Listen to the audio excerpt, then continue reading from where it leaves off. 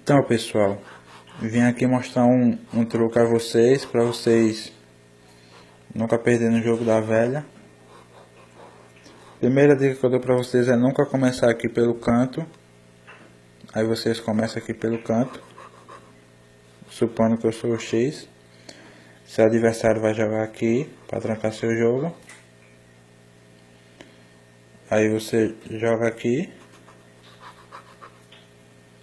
Seu adversário não vai querer que você bata aqui, né? Que ele nem besta nem nada.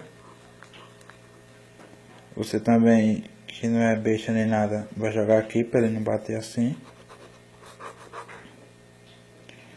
Aí seu adversário vai jogar aqui. Você joga aqui.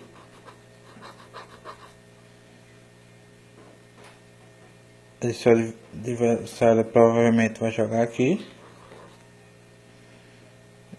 Você... Não, pera aí. Joga... Não. Errei. Vou fazer outra aqui.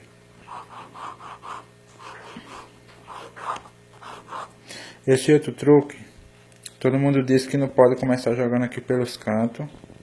Mas eu vou mostrar que dá pra ganhar jogando aqui pelos cantos. Você joga aqui. Seu adversário vai jogar aqui para trancar seu jogo. Você joga aqui do outro lado. Seu adversário vai jogar aqui.